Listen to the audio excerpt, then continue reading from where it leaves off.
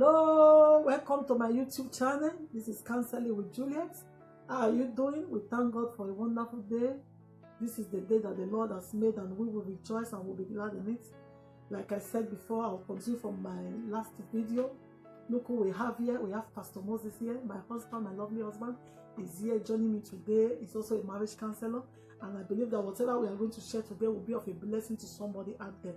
Today we'll be going on as he is the man, so he will be in a better place to explain those things that really get men angry, that can cause calamities in their marriages as well, so that we all will learn from it. So I want him also to answer why we stand in the place of for the women.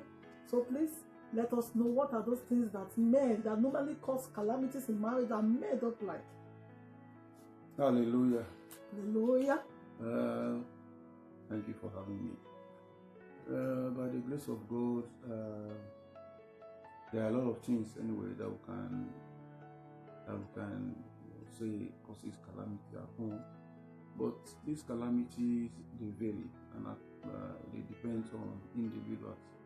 However, by the grace of God, I want to say this, that God has helped me to get to the level I am today, and I want to use the opportunity to thank God and appreciate my spiritual father who has brought me up from the very beginning to the place, the level I am today.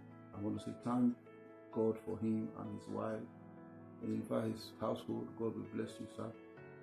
Pastor Kilmi Victor Benjamin. We love you. The Lord will definitely lift you higher than you expect. Amen. Hallelujah. Amen. On the part of the men, there are a lot of things that can, actually cause calamities at home, as in how the men would things that will easily irritate them, or things that will cause them to be angry and all that.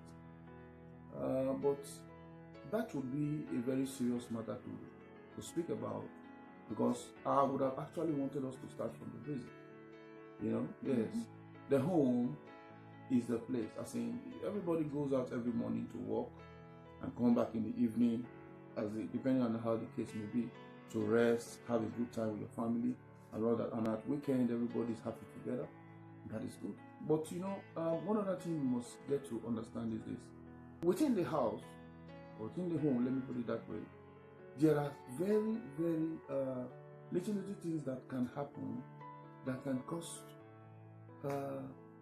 calamities at home. And most of these things, I want to say, they may not be very big things, as in loudly spoken stuff, like you have a man cheating on the wife, or you have the woman cheating on the husband, or you see the wife is a gossip and the husband doesn't like it, or the man is a drunkard and the wife is angry and stuff, or you see issue of money, for example. All those stuff are loudly spoken out stuff that we know. They are general and they are common. But what about some little things that are hidden behind the curtain that we may not, or we may seemingly not want to take them seriously, especially when they started? The Bible says something in Jude verse 4. Jude is just one chapter. There are men who have crept in unawares. Hallelujah. Now, if you look at that particular part of the Bible very well, these men, they crept in to cause confusion. That is how it is. Our ignorance will allow such certain attitudes or certain characters or behaviors or habits, ignorantly, they will enter into our home, take their foothold without us knowing, and before we know, there is a big problem.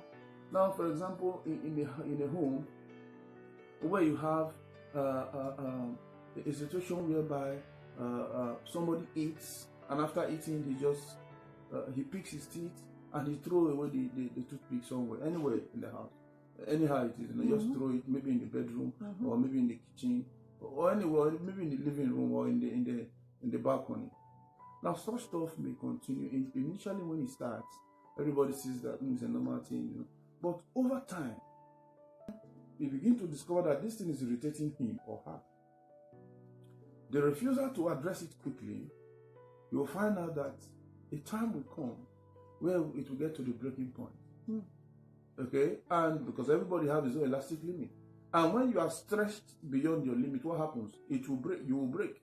And on that eruption, you will be so surprised that on the day this person would burst, you'll be surprised. Why are you so angry? Why is it, people will begin to say, is it this little thing he did? Or is it the little thing she did that's making you to be that angry? No, it has been an accumulation. Because maybe he has been telling her, I don't like this And they just overlook it and say, what is this? It's not just this little stuff. Okay, I'll pick it. Okay, I'll do this. But you continue on it. And so such habits, they are affection killers. Their affection is dying down. Their affection is because, one, it shows it's a kind of act of disrespect. Yeah. Okay, it's a kind of act of disrespect. No, the man or the woman begins to see, my spouse is like, I'm not taking the first position in his or her life anymore.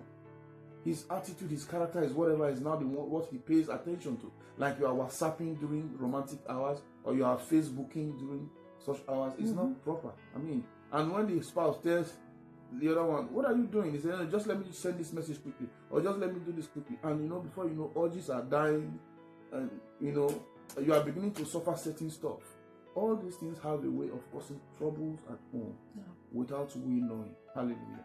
Because there's those things, like we said, we are talking about the human factors that cause calamities at home. Little attitude, little behavior that we have. Maybe like some people, they don't like people that snore, and you happen to have that kind of what do you need to do? Because at times there are some characters, like you said, we don't really like them. And before you know, the person is just the character that he or she has. How are you going to cope with it? How are you going to cope with that kind of character? Yeah, in that situation, for example, if the guy snores when he sleeps, understand that it is, how do I put it now? It's an involuntary stuff. He doesn't know when he's doing it. So it is you that reports to him that, you snore when you're sleeping. Okay? And he says, me, he will argue. No, snore for what? You, man, don't you snore? Okay. And things like that. Yeah. But if the couples, that's where this place of understanding comes in. If you understand that this thing is beginning to irritate your spouse, then you have to think of what to do. Maybe go to see the doctor for recommendations. Perhaps you may not need to be eating late, or you may not need to be eating at all in the evening, or if at all you want to, things like that. The doctors may now begin to want to advise you on what and what to do. Or maybe your sleeping position is not the right one. You have to change your sleeping position. All these things are ways in which you can curb such problems on time, so that it wouldn't spoil many other stuff. Praise God. Why are we saying this? We are like the last video I made. I said something. I said, do not copy anybody's marriage. Marriage is something that, like we are saying now, some people might not like a spouse that's no. But there are other marriages that the spouse does not complain. He or she is just okay with it. So it depends on, you don't have to look for what that you can couple together, that you and your husband, you and your wife can really abide to, and you are okay with it in your marriage. It doesn't cause problem. Yeah. You understand? So that's why you cannot copy somebody's marriage, because some people out there that will tell you that their marriage is just perfect. It's a lie. There's no marriage that is perfect. Everybody has their own little. Just that the one that this one is facing might not be the one the other one is facing. So in the sense that there are some things that might irritate me in my marriage that does not irritate you in your own marriage. So you need to look for those things, little things that your spouse do not like, that you think that can bring problem. Because at times the problems that we have, we overlook them. You just say, that is who I am. If you want to take me like that, and you don't know that gradually is irritating your spouse. And that is one thing. Let me say this quickly. You see, I think in Proverbs 22 verse 4, 22 verse 4, it tells about, it says, in humility and in the fear of God, there is riches. You see, when the basic problem, you asked me a question earlier, what is actually the issue? What is it that men don't really like? You see, let me come from this area. Let's not go to the Bible yet. Geographically speaking, or biologically speaking, men are territorial. Men, they are territorial. So wherever a man is, the man sees himself as a lord. Every man. God has made even in the animal's kingdom, in the lion's pride, the male lion is the male factor. As in, he is in charge of that pride. Okay? When an intruding male comes around, he fights. Yeah. The male lion may not go and hunt, but his own is to defend the territory. Mm-hmm. Because to him, he owns the lionesses and all the cubs belong to him. So what he does is he fights any male around. Now, in a home as well, men are territorial. When a man enters into his house, he sees himself as king. Yeah, he is Okay? the king. Now, when the woman begins to put up an attitude that challenges his authority, he's going to fight. He may bear it at first. He may, okay, wife, we are human beings, we are more advanced, we are more mature, and more knowledgeable. But there's a point it will get to, he will fight. That this accounts for a lot of marriage breakups, killing and maltreating that we talk about every day in Western world, which is gradually spreading to Africa as well. Okay, this is the basic root cause of it.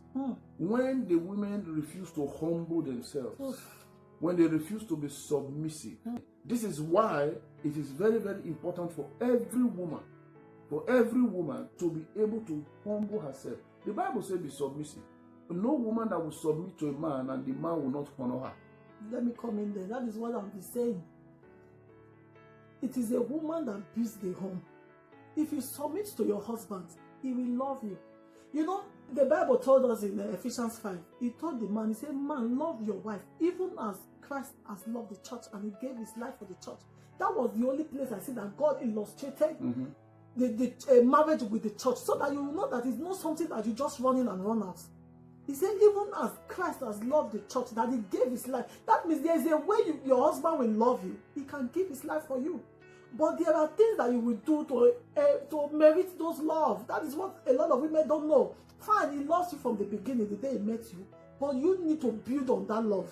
Because if you don't build on it, you will be surprised that the person that loves you from the beginning will turn and now bullying you. That is where you see where domestic violence will come in. So what do you need to do as a woman to keep it going? To keep that love growing, you need to submit. You cannot submit if you don't have the Holy Spirit in you. That is the thing. It's not that easy, except the Holy Spirit is in you to help you to submit. Present your home to God. You put it in the hands of God so that it will help you to submit to your husband. It will help you to reverence your husband, even as the Bible said. Am I getting it? Yeah, you're very on. That is it. You use it to build your home. Yeah, and that is it. Actually, the love from the woman, the love from the man. The man is to love the wife. Yeah.